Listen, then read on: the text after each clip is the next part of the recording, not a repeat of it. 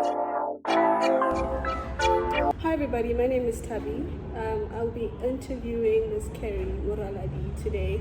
Hi. Carey went to Kilimanjaro a few weeks ago, about a week ago actually, and she's just here to tell us more about her journey to Kilimanjaro and back, who she went with, and how she actually navigated through that journey. So hi Carey, could you please tell us more about yourself? Hello Thabi, and hello followers and everybody watching. Yes, my name is Carey Moraladi. I'm a 29-year-old woman who has found herself in Kimberley for the last now 5 years, I think. I'm originally from the Eastern Cape, but I'm a Northern Cape girl now, and I've really just adopted it as my home, and I think I've been adopted as well, so I'm really happy to be here. Thank you. Thank you for having this interview with us, by the way. So today, as I said, we're speaking about her journey from Kimberley to Kilimanjaro. She went there was it last week? Yeah, about a week and a half ago, maybe. Okay, my first question is that how did you decide that you need to go to Kilimanjaro? How did you come to that, to that revelation? That's far-fetched for a lot of people, and especially someone who's from Kimberley or who lives in Kimberley right now. Yeah. So how did you come to that decision?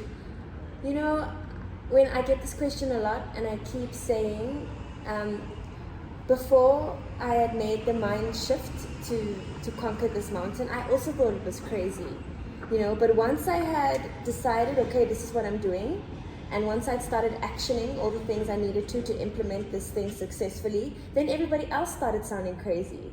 So my sister Dineo Khumalo came up with this idea, and she was at a conference with her best friend who also summited with us, Karabelo Pharasi, and they were at a conference where Sibusiso Felani was the motivational speaker or the guest speaker, and he has summited Kilimanjaro 7 times, and I think he's done Everest 3 times. And she heard him speak, and she said, okay, I'm doing this. She then comes back to me and she's like, yo sis, so I'm climbing Kilimanjaro and you're coming with. And I'm like, what? What? You're kind of crazy, So then it took her a couple of months to really convince me, but once I had made the mental switch, like I said, it was all systems go. And then I really just channeled all my energy and all my physical effort into this adventure. And that's just kind of how it came about. Once the shift had happened in my mind, and I'd said, this is what I'm going to do, and I'd researched and I'd checked what I need to do to prepare, it was literally all about doing it. Speaking of preparation, how did you mentally and physically prepare for the climb to Kilimanjaro?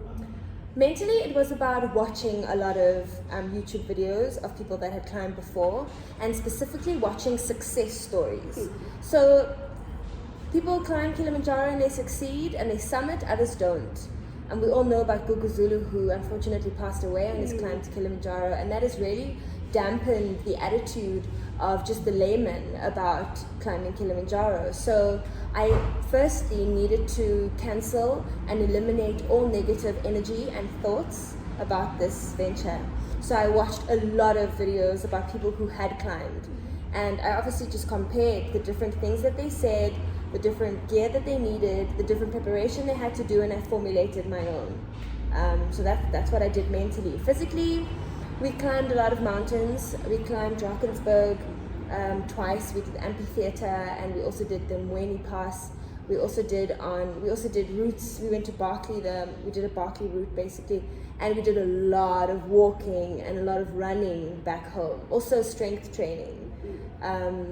The Mweni Pass specifically in Drakensberg was absolutely excellent preparation, because Drakensberg is a 7-day climb, and you're sleeping in tents and stuff in the mountain, and Mweni was a 3-day climb, and that was our experience of our tents and testing out our rain gear and feeling how our bodies adjust to sleeping in tents in any kind of weather situations, so yeah. What did you actually need, like the items that you needed to be on the mountain or to take the walk, and what kind of food did you guys eat? Where did you sleep?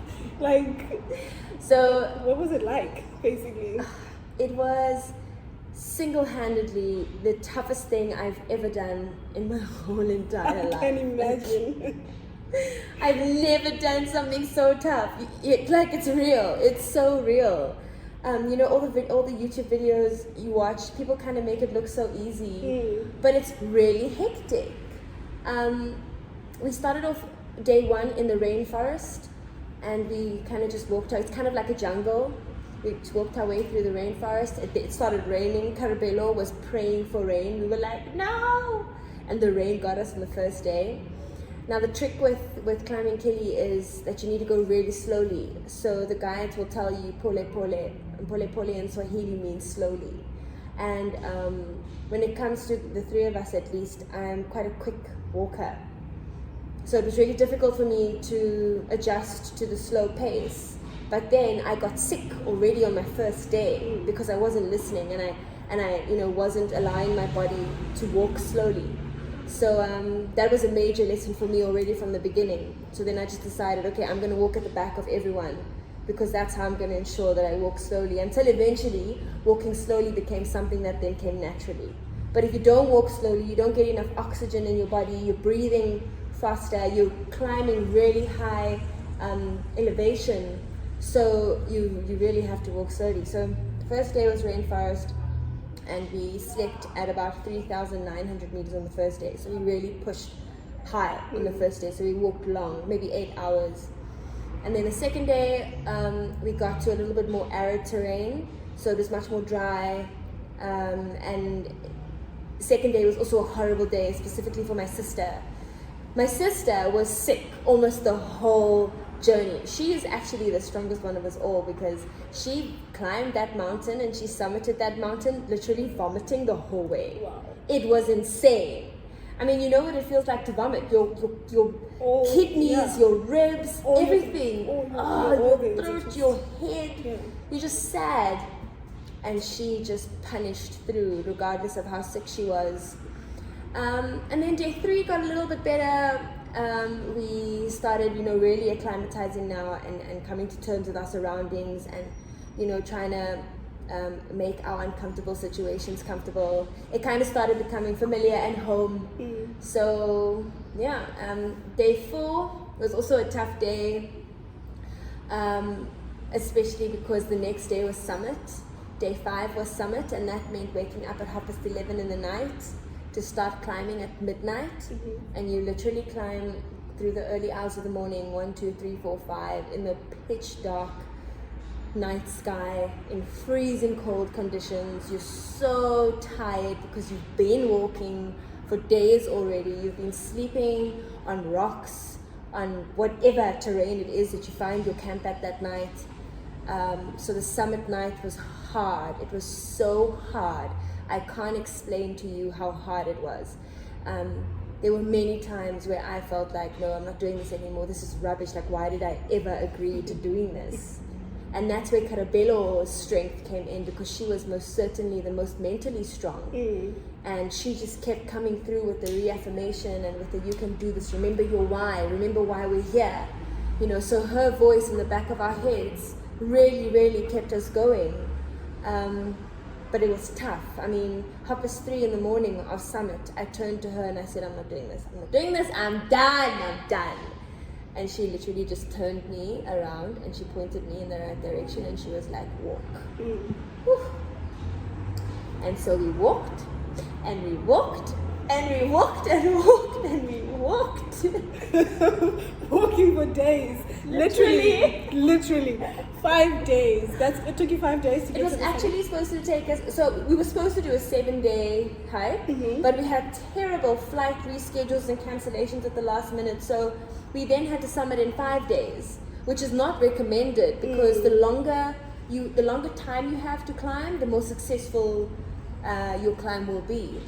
The shorter you make your climb, the less successful you are, because your body doesn't have enough time to climatize. I mean, you're walking really, really, really, really high. Like really, really high.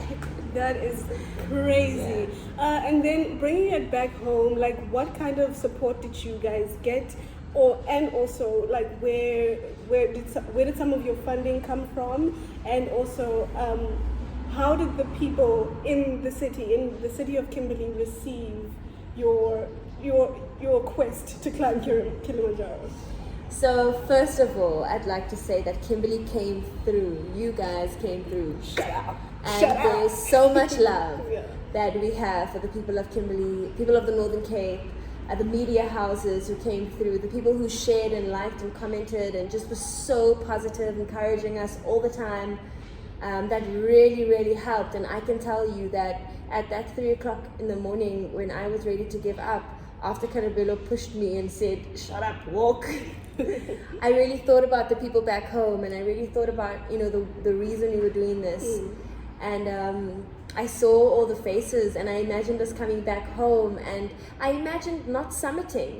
And I thought, no, that's definitely not what I'm going to choose. So regardless of how tired and regardless of how painful, regardless of how uncomfortable the journey is, the only way is to finish.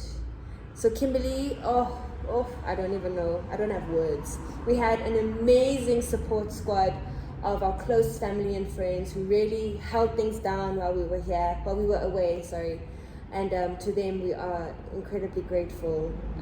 Pulani, Parasi, Lebo, Nyokong, Beulah, Parasi, we had a really great support system who carried us, and all the prayers. I honestly felt the prayers. It's scary up there, You can fall off the mountain for one. I can only imagine. That's all I would be thinking. Like, I can fall at any given moment right now. Exactly. Like, yeah. And you're so high up that even getting down via emergency medical services is not going to happen like this, So, yeah, that's what kept us going. I remember the most phenomenal moment for me, one of them, was when I reached the summit and I had now started climbing on the snow to get to Uhuru Peak. That's the final peak. Right. And when I opened my eyes and kind of just came to the realization of where I was, I saw myself looking down at the clouds. And I was not in an airplane. I was just in my human body, standing on the highest mountain in Africa, looking down at the clouds. And that's when I thought, geez, no human is limited. You can absolutely do anything that you ever want to do. And if the road was easy and if the journey was not tough, would it really be that worth it? True. I don't think so, and it shouldn't take climbing a mountain like Kilimanjaro for us to realize just what we can do. It's literally about unlocking the mental power and just making that shift that I can do it. And then actioning and implementing and just doing it. Just do it. Wisdom. That is wisdom right there. Just do it. Just do it. Just do it. Yeah. I preach this all the time. Yeah. But Kilimanjaro is another level of just doing it. Yes. And then another question that I wanted to ask you, how the funding part of it. Oh, yeah. How did you solicit funds? How did you actually get? It must cost a fortune to get to even get on these flights, to get to Kilimanjaro, to come back from there, etc., etc. So it's definitely something that you need to budget for. Yeah. Our trip was completely self-funded, so we saved for a while. So we saved for a couple of months, and our flights, we went through, I must mention this, we went through a service provider called Adventure Hero. So if you're keen on checking out, or if you're keen on doing any kind of adventure rally or climbing Kilimanjaro, Adventure Hero, you can check them out on Facebook, Instagram, even just their website. They were really, really great, and they were actually one of the most affordable service providers for this trip. So we just saved. We paid money monthly until it was all paid off. And then our gear, also we bought ourselves. That was really, really expensive. Oh my goodness, it was so expensive. But I guess it's almost lifetime, you know. And you also need to have good gear. You really need to, if you choose to embark on something like this, you definitely need to have the financial muscle to see you through, so that you don't take shortcuts. Think of it as an investment, you know. You need to invest in good boots, and you need to get your boots well in advance, and you need to walk your boots. They say you need to wear your boots in, so that your boots aren't new. My boots are my best friend, my favorite part of my gear. Oh, I love my boots. So yeah, your winter, your rain gear, your rain jackets, ponchos, walking sticks, gaiters. Gaiters is the stuff you put over your shins, which prevent you from any kind of snake bites or insects or water or anything, you know. Your balaclavas, your beanies, your gloves. You need 2 pairs. You need the soft pair that goes on your hand, and then you need the thick shell that goes outside. Your layers, your fleece, your thermal underwear, our service provider provided us a sleeping bag, so we didn't need that. But I took a blow-up pillow, and I also took a sleeping bag liner. Karabelo had a blanket. So there's a lot, man. Your water bottles, your backpacks, your bladder. A bladder is something you put in your backpack, and then it has this little thing that you put in your mouth, and you just like... So not a bladder, guys. Not a real bladder. Not a bladder, no. Yeah, there's a lot that goes into it, really. That's a lot to even like pay for, to like to sell. Yes, it is. I think if you can budget around 80K at minimum. A lot of people told me I left my English in Tanzania. And Kilimanjaro, that's what she left with. Minimum. Yeah. You'll be super, super comfortable if you have 100K. But also that is inclusive of our Zanzibar. We stayed in Zanzibar for about 2 days after, just to chill out and relax. It's also just inclusive of the like things you don't plan for, you know, like the little things that you have to pay for. You also have to change your money into US dollars and then change it into Tanzanian shillings. It's a lot, guys. It's a lot. Wow. Well, one day when I make it onto Kilimanjaro, I will look at this and be like, this is what I need. This is exactly what I need. So yeah, the one last thing that I do want to ask you is, what would you tell someone who wants to do this as well, and they think that it is far-fetched, especially where we are right now? People don't. They are very limited in resources. They're limited in their thinking to a certain degree as well. So what would you say to someone who wants to do something like this? I mean, as much as I can be, inspirational or whatever by saying do anything you want or whatever, you know, you obviously need to take into cognizance the fact that you do need resources to do it. And if this is something that you want to do, it's going to require sacrifice. It's going to require saving. It's going to require calling on people. It's going to require you to be creative. One thing that I definitely learned on this trip is that we have way too many excuses for things that we want to do. We are not creative enough. We're not innovative enough about the things that we want. If you want something and you can't afford it, be creative. Think of ways to make it happen. Call out to people. Start a fundraiser. Make something. You know, let's think out the box. We limit ourselves so much, and I hate to say this, but I think also coming from, you know, the small town and a province that is always seen as underdeveloped and backward, that really also, you know, contributes even to just your subconscious thinking that you can't do something. And that's really what we want to break. It doesn't mean that because we're from Kimberley, I mean, we could have been from Katu or from Rimfasmark, and we could have still done this. You know, this is not just for something. This is not just for people that are in the big cities or that are in the developed countries and continents. Absolutely anyone can do anything that they want to. It literally requires you to just believe it. And we have so many systems, especially as black people, I think, especially as young black people, young black women, whatever. There's so many systems and societal norms that tell us we can't. And I'm just like, nah. I'm not listening to none of that. None of that. Nobody. No, guys. Do whatever you want to do. Research, read, Google, YouTube, and do it.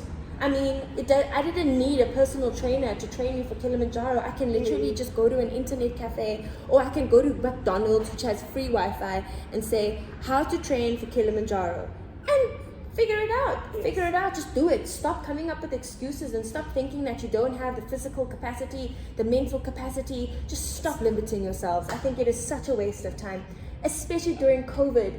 where people are just perishing. Now is the time for you to realize that the one life you have is the most precious thing. And if you don't take full advantage of the fact that you can breathe without any oxygen, that you can walk without a wheelchair, that you can use your fingers and toes, that they can move, that your eyes can open, that you can see, that you can hear, that you can smell, you're sitting at home and you're just watching. Doing nothing and watching TV all day. So, yeah, Carey, I'm very sure that anybody who's watching this something will click in them to do something about whatever it is that they want to do. So I really appreciate your time, and thank you so much for doing this with me, for sharing your story with me and your journey as well. I really appreciate it. My absolute pleasure. Thank you so much to you for having me, and thank you so much to the audience. Our video or little docu should be out soon, and we'll really optimize it and include all the information and contacts of people that helped us make this possible, so that if there's anybody that wants to do it, they are more than welcome and ready to try. High five. High five, girl. Yes. Anyway, thank you guys for watching. That was Carey Moraladi. I need to say this right every time. Carey Moraladi. There we go. Yes. Thank you very much for watching. I will see you on the next episode, whatever that will be. Yeah. Bye. Bye.